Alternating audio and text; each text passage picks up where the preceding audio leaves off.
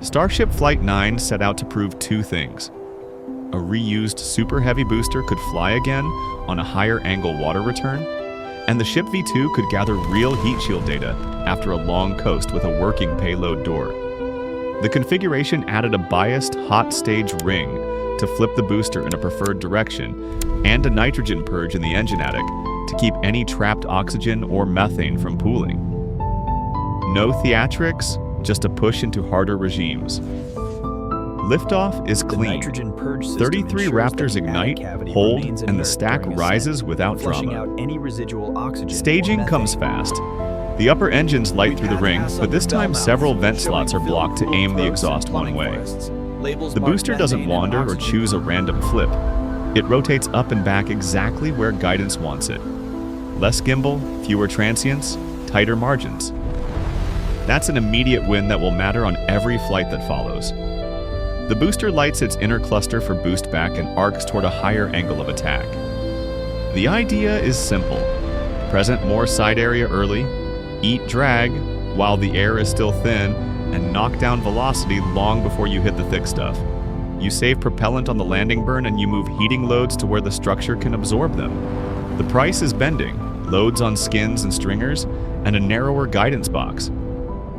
Water landing is the right call at this stage. It accepts risk where the data is richest and keeps the tower out of harm's way. Upstairs, the ship finishes its ascent burn. In the engine bay, subtle cues start to stack. A warm orange line along a bell, extra venting, a soft wander that shows up as the camera frame nudges off center more than you'd expect. None of these on their own mean you're in trouble. Hot metal glows. Cryogenic tanks breathe. Long vehicles flex. But together they point in one direction. Disturbances are picking up while control authority is fading. The attic purge does what it was designed to do. A faint plume from above the heat shield suggests nitrogen flushing the cavity, pushing out oxygen and methane before they can pool. That's a direct lesson from earlier flights, executed here without fuss. When mitigations disappear into the background, they're doing their job. Coast begins. This is where autogenous systems make or break you. Starship's attitude thrusters don't rely on separate high-pressure gas bottles. They sip pressure from the main tanks themselves, boil-off gas that builds naturally as the cryogenic liquids warm. When everything is tight, it's elegant.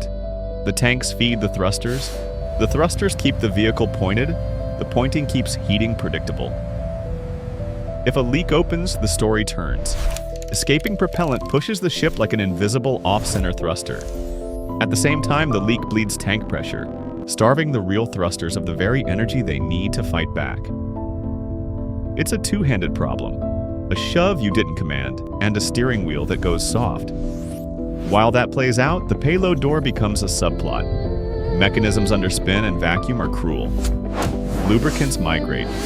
Clearances that were fine on the ground become arguments in flight as the structure flexes and temperatures move. The door needs to open to throw out dummy mass, then close and lock, like nothing happened. On this flight, it sticks. That doesn't end the mission immediately, but it adds asymmetric drag and vibration exactly when authority is precious. Doors are heartbreakers because they turn pressure vessels into moving parts, and moving parts pick the worst possible time to demand attention. The stream cuts away for a while, then returns to a dim view with cloud layers streaking across the frame. You don't see the ship so much as you see the world beneath it rushing past at weird angles. That's a tell. The rotation rate is high. By this point, the commentary acknowledges what the telemetry already made plain. Attitude control is gone. When that happens in thin air, there's almost no damping. The estimator chases a target that keeps accelerating away, thrusters saturate, and the vehicle spends control effort just holding on. If the root causes a leak, the tanks never rebuild the pressure you need to reclaim stability. You wait for atmosphere to help, but when the air does grab you, it grabs whatever face you're showing. If that face isn't the one designed to take heat, the thermal load spikes where you're least prepared for it. Back on the booster, the higher angle entry does its main job. Speed bleeds earlier, heat spreads differently, and the trajectory looks like something you'd want to practice before you try catching steel with steel. The landing relight sequence begins, and by all appearances, a dozen of the 13 engines wake up together. Seconds later, the picture dissolves into a rapid, saturating fireball that writes its own full stop. Whatever the exact chain, the takeaway is simple. Choosing a water landing prevented a bad day at the tower. Reuse is a ladder. You climb the rung in front of you. The ship's reentry turns into a show of physics doing exactly what physics always does. Plasma licks across the view. Light strobes as combined heating, structural flex, and rotation rip pieces away. Sensors and comms hang on longer than you'd expect, which is its own quiet achievement. You see the system sending home what it can while it still can, long past the moment anyone expects pictures. Eventually the signal fades and the night sky far below gets a new meteor. It's sad, spectacular, and useful all at once, because data collected in pain is still data. Now to sort wins from losses. The hot stage bias is a keeper. It cleanly forces the booster into the preferred flip, cuts steering work, and shrinks dispersion on the ignition box for boost back. The attic purge appears to have prevented a repeat of earlier engine bay fires. That suggests the plumbing and logic around that space are maturing. The robustness of power and link through violent heating and spin is better than it looks in a highlight reel. It means instrumentation, wiring, and antennas survived regimes that used to be pure blackout. The list to fix is focused. First, detect pressure anomalies early in the coast. A simple model of expected autogenous rise versus measured slope can trip a leak response mode before rotation spins up. Second, give the control system a mode that accepts an interim course pointing to bleed off disturbance and rebuild margin instead of chasing fine pointing immediately. Third, reduce the number of ways a door can say no. Fewer hinges, more forgiving seals, thermal gaps that respect growth, and tests that spin, heat, and flex the mechanism in the same sequence the vehicle sees. Fourth, for the booster, tighten ignition transients and engine bay protection for a relight inside a hot, stressed environment. That may mean better shielding, revised timing, or clearing criteria that wait for a pressure window before lighting. The plan begins with cadence only helps if measurement and decision speed keep up. Flying every few weeks means little unless each flight isolates a specific unknown and locks down everything else.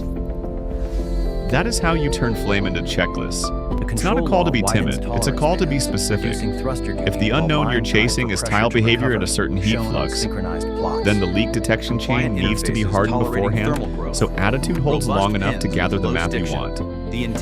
If the unknown is higher angle entry for the booster, remove catch from the plan until relight variance and engine bay margins sit comfortably inside structure. This flight also shows the value of setting no-go boxes you respect in the moment. The choice not to attempt a catch was boring, and boring saved hardware and people. At scale, the program's reputation will likely hinge on how well it turns moments like this into standard practice. Quiet design tweaks that reduce pilot-induced oscillations in the organization as much as in the vehicle. None of this requires new religion. It requires plumbing that doesn't lie, estimators that don't panic, mechanisms that forgive, and profiles that yield when they need to. Pressure sensors with the right bandwidth and placement make leaks obvious before they become spins. Control modes that trade elegance for survivability give you a chance to recover without compounding error. Doors that act like holes when they're holes and tanks when they're tanks stop being characters in the story. And relight logic that respects the heat-soaked, fuel-sloshing reality of a descending stage makes reuse a staircase instead of a jump.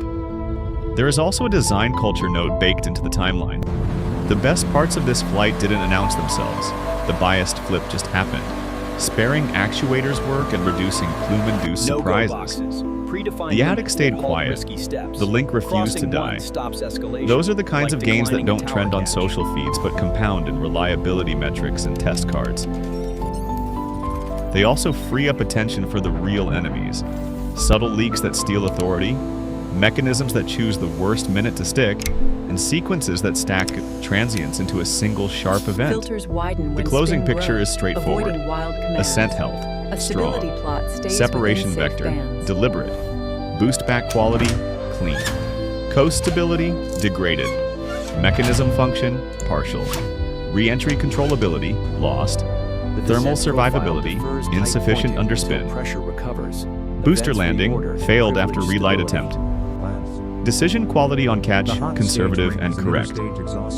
From there, the path forward writes itself. Instrument for leak detection, add a leak mode, simplify the door, harden relight in a hot bay, and repeat the higher angle entry until the structural and thermal maps agree with the model. Progress here will look like boredom. The next time a camera peers into the engine bay and sees nothing but tidy plumbing and a calm frame, that's a win. Deploy the rapid response team The next time a door opens and This is closes not a under drill. spin and nobody mentions it, that's a win. The next time a pressure trace meanders, a light flicks a mode flag, the vehicle slews to a forgiving attitude, and the coast continues like nothing happened, that's a win. When the booster relights inside its margins and the fire stays where it belongs, that's a win. Stack enough of those and reuse stops being a promise and becomes the way things are done. Flight 9 didn't deliver the re-entry data the team hoped for, but it traded spectacle for lessons you can act on. The stack lifted cleanly, the flip obeyed geometry, the booster learned something hard the safe way, and the ship showed exactly where its margins break when pressure doesn't play along. That's workable. Fix the leaks, tame the spin, tame the door, tame the relight, and keep flying. The math isn't offended, it's waiting.